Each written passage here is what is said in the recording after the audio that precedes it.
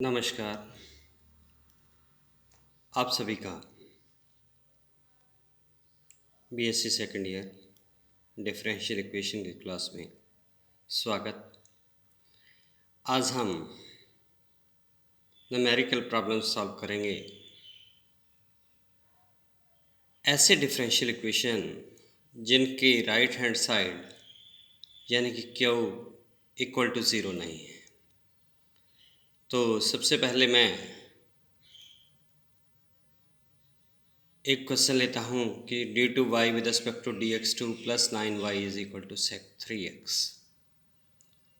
तो इसे सॉल्व करने के लिए सबसे पहले मैं क्या है इसका कम्प्लीमेंट्री फंक्शन ज्ञात करता हूँ और कम्प्लीमेंट्री फंक्शन ज्ञात करने के लिए सहायक समीकरण ऑक्सिलरी इक्वेशन लिखता हूँ कि m स्क्वायर प्लस 9 जो एफ डी है रिप्लेस डी बाई एम उसे इक्वल टू ज़ीरो कीजिए।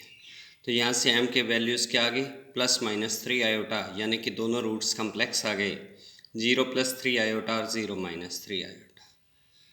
तो कम्प्लीमेंट्री फंक्शन अगर रूट्स हमारे अल्फ़ा प्लस आयोटा बीटा और अल्फ़ा माइनस आयोटा बीटा हों तो वो होते हैं e raise to power alpha x with in the bracket c1 cos beta x plus c2 sin beta x. तो अल्फ़ा 0 है बीटा 3 है तो कम्प्लीमेंट्री फंक्शन आ गया c1 cos 3x plus c2 sin 3x।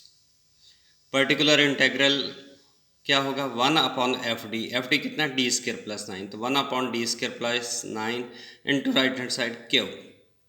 तो इसके फैक्टर कर दिए 1 अपॉन डी प्लस 3 आयोटा और D minus 3 iota into sake of 3x। Partial fraction से सॉल्व किया मैंने तो ये बन गया 1 upon 6 iota 1 upon D minus 3 iota minus 1 upon D plus 3 iota sec 3x। और पर्टिकुलर इंटेग्रल के लिए मैंने 1 upon D minus alpha into Q का बताया था ई की power alpha x into integration of e की power minus alpha x into Q d x.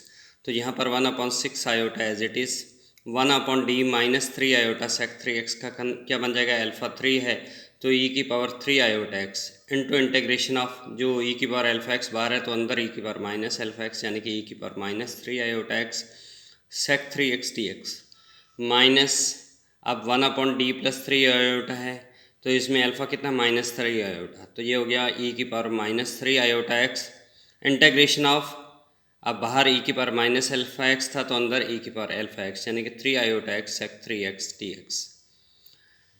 आगे चले ई की power 3 iota x as it is. अब ई की पावर आयोटा थीटा का एक्सपेंशन क्या होता है कॉम्प्लेक्स नंबर के according cos theta plus iota sine theta. तो अपने पास है ई की पावर माइनस 3 आयोटा एक्स तो ये बन गया cos 3x minus iota sine 3x। इसी प्रकार से दूसरे इंटीग्रेशन के अंदर भी ई की पावर 3 आयोटा एक्स है यहाँ प्लस है तो cos 3x plus iota sine 3x into sec 3x। अब 1 upon 6 iota as it is e की power 3 iota x sec 3x को अंदर मल्टीप्लाई किया तो cos 3x into sec 3x क्या हो गया 1 minus iota sine 3x into sec 3x हो गया 1 अपॉन कॉस 3x तो ये बन गया iota tan 3x D x minus e की power minus 3 iota x as it is तो ये बन गया आपके पास cos 3x into sec 3x 1 plus iota tan 3x D x. आगे चले इंटीग्रेशन किया तो टेन एक्स का इंटीग्रेशन क्या होता है अपने जानते हैं log of sec a x by a या minus log of cos a x upon a. तो अपने पास आया जी 1 अपॉन 6 आयोटा ई की power 3 iota x as it is 1 का इंटीग्रेशन एक्स और आपके पास था टेन 3x इंटू आयोटा तो टेन 3x का अपने पास हो गया iota by 3 log of cos 3x minus minus plus minus e की power minus 3 iota x as it is तो ये बना 1 का फिर x minus iota by 3 log of cos 3x। अब 1 upon 6 iota as it is e की power 3 iota x को फिर से मैंने लिखा cos 3x plus iota sine 3x बाकी x plus iota by 3 log of cos 3x as it is minus e की power minus 3 iota x को लिखा cos 3x minus iota sine 3x into x minus iota by 3 log of cos 3x। दोनों brackets जो हैं इनको आपस में multiply किया मल्टीप्लाई करने के बाद सॉल्व किया तो x cos 3x और एक है माइनस एक्स कॉस 3x वो कैंसिल हो गए। दूसरा minus 1 upon 3 sine 3x log of cos 3x plus 1 upon 3 sine 3x log of cos 3x cancel हो गया।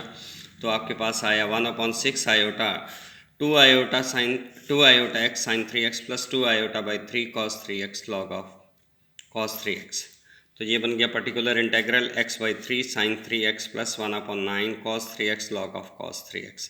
तो general solution y is equal to complementary function plus particular integral, तो ये आ गया y is equal to complementary function आपने निकाला था c1 cos 3x plus c2 sin 3x plus x by 3 sin 3x plus 1/9 cos 3x log sin 3x।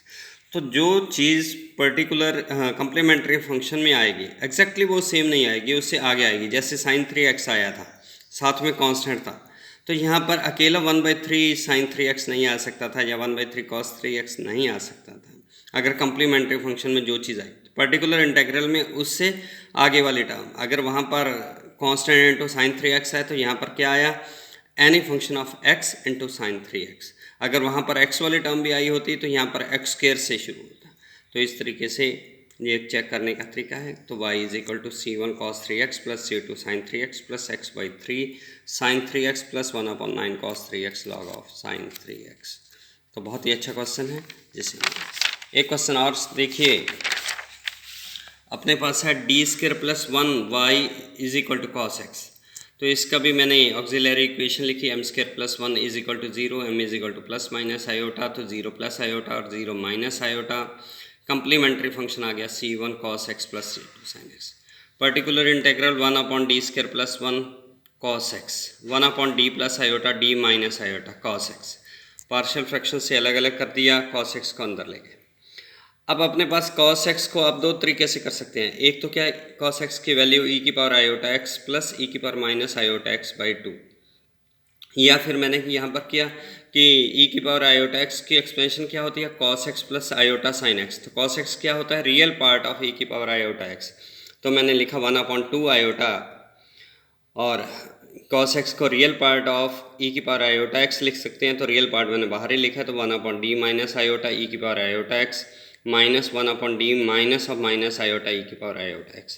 बाकी वही 1/2 iota as it is real part of e की power 1/d minus iota का क्या होगा, e की power iota x into integration of e की power minus iota x into जो Q है e की power iota x dx as it is, minus e की पावर माइनस आयोटा x, क्योंकि यहाँ पर 1/d माइनस अल्फा, अल्फा कितना minus iota, तो e की power minus iota x into integration of e की power iota x into Q e की power iota x dx।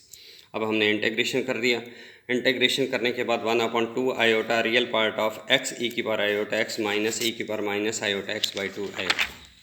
तो इसे हमने e की पावर आयोटा x को लिखा x into cos x plus iota sign x, और दोनों में वो लिख दिया। उसके बाद अंदर x से मल्टीप्लाई किया। 1/, आयोटा क्या होता है, माइनस आयोटा बाई 1/, आयोटा को क्या लिख सकते हो, माइनस आयोटा। तो ये था 1/2 आयोटा, तो 1/2 आयोटा का क्या बन गया, माइनस आयोटा बाई 2, तो माइनस माइनस प्लस हो जाता है, तो इसलिए वो आ गया। बाकी 1/2 आयोटा जो बाहर है उसको भी अंदर आयोटा से सॉल्व कर दिया।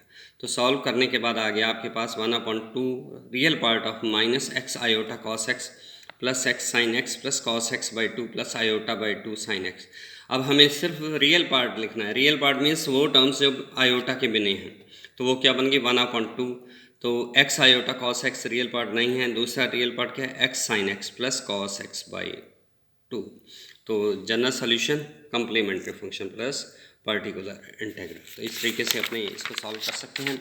आल्दो इसके बिना मैं आपको और भी मेथड्स बताऊंगा कि अगर आपके पास right hand side cos x या साइन एक्स है तो उसका डायरेक्टली भी आप पर्टिकुलर इंटीग्रल लिख पाएंगे, वो आगे चले कर बताएंगे। लेकिन एक बार अगर कोई और मेथड नहीं होता हो और FD के आप लीनियर फैक्टर कर सकते हो, तो इस तरीके से इस क्वेश्चन को सॉल्व किया जा सकता है।